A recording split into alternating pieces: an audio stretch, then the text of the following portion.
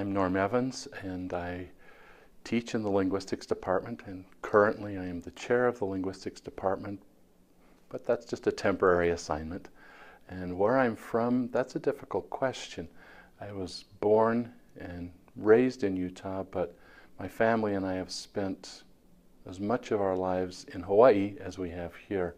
I taught at BYU Hawaii for 25 years in their English language department there, teaching second language classes and teaching TESOL classes. One of the things that drew me into TESOL, and I have never regretted doing what I do, I enjoy it very, very much, is that I very much see an absolute link between the purpose of the gospel and TESOL. Now that seems like a pretty broad thing to say, but the fact of the matter is we will never ever understand people and their cultures until we understand their languages and their cultures, and nor will they understand us.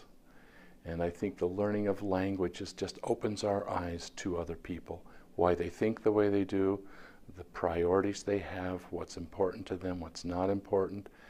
And I see languages as that, not a window, but a doorway into those cultures. And isn't that true about the gospel, that we want people to love one another, to not be the same? We can be different, but we can still have similarities that make our existence peaceful, and things that we do to help one another, I think, are absolutely facilitated through the study of language. And that's what got me into TESOL, and that's why I think, that's why I'm here. But there are many, many people, and I do think that the many, many young people in our church who get that experience through serving foreign missions get a grasp of that. And that's why I say that I do think that many, certainly not all, in our department had an exposure to language and language learning through their mission experience. So what is the most rewarding experience I've had of teaching TESOL and studying languages? There's just so many aspects of what I have done that have been rewarding. I mean, I can go back to, I was teaching an advanced reading class. These were second language students learning to read English as a second language. And this was prior to their being fully matriculated into their majors. And we were reading several of George Orwell's works. We read Animal Farm, and then we started reading 1984. And she came up after class and she said, "Oh, Dr. Evans, I can't read this. It's really very hard for me." And I didn't get it. I said, "You know, Chanrathy, let's put together a study group. We can meet sometime after class and go through this. I know it's linguistically quite challenging." And she said, "No, that's not the problem. Chanrathy was born and raised in Cambodia, and was raised and grew up in the Khmer Rouge, the killing fields, and reading 1984 was bringing back floods of horrible memories from her existence as a child in Cambodia." And I thought, wow, I missed that one. I was thinking this was a linguistic challenge, but it was very much a cultural and emotional challenge. And I thought a lot about that. She was in Hawaii only for a couple of semesters, but I remember her telling me, "One day I'm going to write my memoirs. I therapeutically have to do this." A couple of years passed, and I got in the mail a book, "When Broken Glass Floats," which was Chanrathy Him telling her story growing up in the Khmer Rouge in Cambodia. And the note she wrote in front of the book thanking me for what I had done. I didn't do anything, but just being part of that and being part of these people's lives, that's the rewarding experiences. So I can't say one.